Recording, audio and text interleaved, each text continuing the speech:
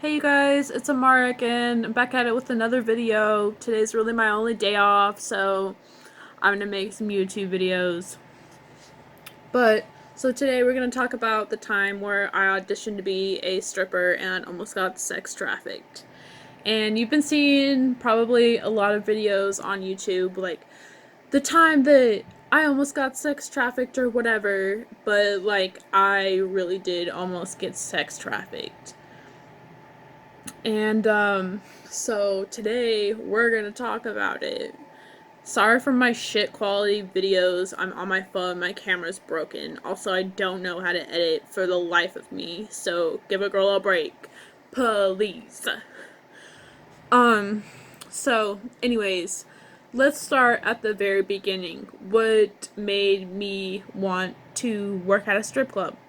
Well, if you watch my last video on my grandma stealing my car, that's the reason.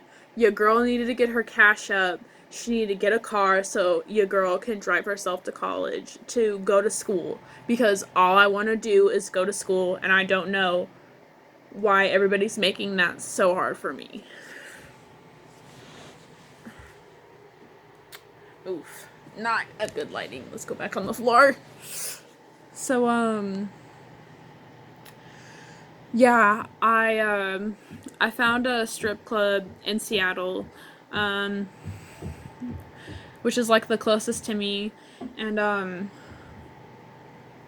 I called them up and I asked them what it took to get a job there, and they told me basically just apply online, which applying is just sending them pictures of you in your underwear and panties, by the way. But so I applied online and they called me back, of course, cause look at me, I'm fucking cute. But so they called me back and they told me to come in for amateur night. And if I won amateur night, then I would get a job there. So I drive, well, I didn't drive, but like I took the bus and it was like almost an hour from the bus, and then I get on the ferry and I go to Seattle and I walk like 2 miles to the strip club from like the Seattle ferry. And then so I go in the strip club and I walk in and it's, you know, the first time you go in a strip club you're just like shocked because like damn, these bitches are really butt ass naked up in here. But yeah, so I watched the strippers for a while until they had amateur night, or till amateur night started, because it was just like a regular for the regular strippers when I first got there. But so I'm backstage getting ready, and I meet this girl, and like, we get dressed in our outfits or whatever, and then they have like this little stage area in the back where the strippers can practice. And then so there's these two stripper poles, and this girl, like, she's watching me shake my ass, and like, I'm doing a good job because your girl watched some YouTube tutorials before she went there. Did my research, honey. But so, yeah, she's like asking me how I shake my ass. I'm like, cause bitch, I'm doing it good. But so she's getting tips from me, and then I teach her how to do it, and then yeah, I had to really try not to laugh because she was not doing it right, and girl, it did not look good. But anyways, I taught her whatever. We go out on stage. She goes first. I go second. And then there's two poles out on the stripper stage, right? There's the spinning pole and then there's the regular pole. So I go towards the spinning pole and I try to do a spin, and it's like my first time ever like touching a pole like on stage. Like I've never done this shit before. So I spin her on the spinning pole and then it spins me like an extra spin, and I fucking hit my head on the pole in front of everybody. It was not sexy at all. And then so, of course, because I did that, like, she ended up winning amateur night and got a job offer and won like the cash prize of $500, which I should have followed this bitch home from the strip club and robbed her because I really needed that motherfucking money. And I went a couple hours on my way to get to Seattle just to like lose some money. Like, bitch, oh fuck no. But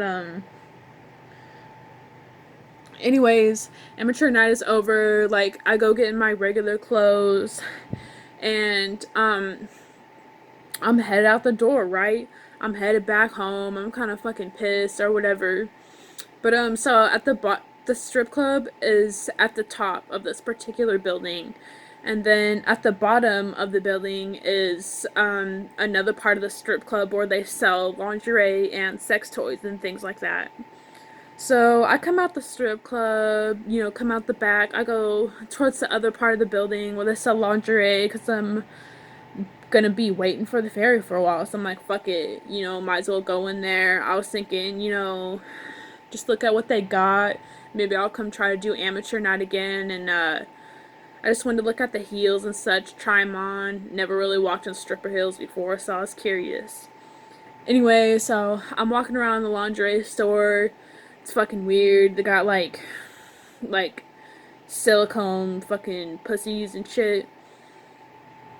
I just go look at the stripper heels, but yeah. So I come out because I'm finna start walking to the ferry terminal, catch my ride back home, and so I'm walking right, and I start noticing like when I was walking up there, like there's these same guys on the street, and they're still standing there, and like they hadn't walked anywhere else. It looked like they're just like scoping out the sidewalks, right?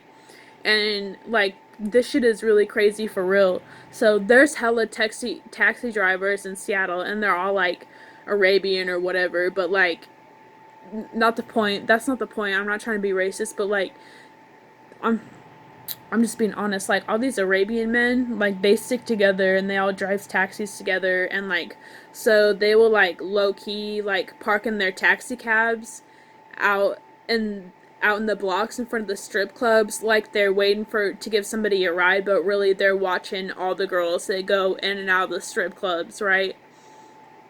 And then so I started noticing like the same guys that were there hours before when I walked up there are still there, and like they're looking at me and stuff like I'm walking down the street, and one starts following me in his car. And then like so I'm walking down the street, right? And this black guy comes up to me, and he's like this big dude, like he's super scary looking, and he's got like this thick African accent. And he was like, he saw me come out the lingerie store, and he's like, "Oh, girl, where's your man and all that? Like, why are you out here walking out here alone and all this type of stuff?" And then so I start freaking out. I'm like, I scream at him to fuck off, and then I take off running.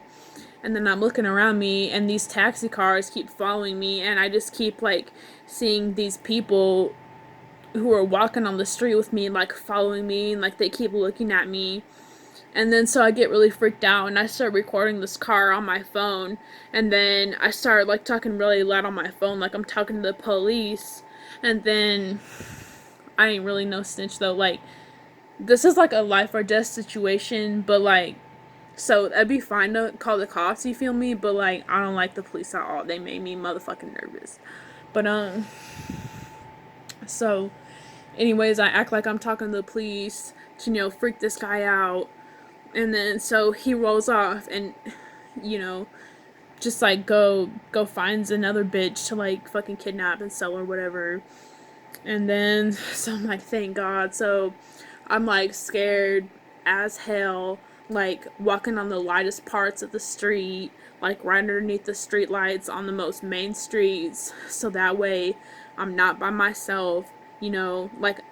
And my phone died too. I didn't grab no weapons before I left the house. Like it was all bad. Like the only thing I had was a phone on like 4%, and I'm out in the streets of Seattle by myself, almost getting kidnapped and shit. And like Seattle is so dangerous, honestly. Like women, girls, y'all do not go out there by yourselves for real. And I'm telling you this as a resident there for like 12 years. Like it's dangerous. But yeah, so moral of the story, don't go to Seattle by yourself and go audition at a strip club, girl. And if you're gonna go audition at a strip club, make sure that you got a motherfucking car first so that you can get away safely, because that shit is really dangerous. But yeah.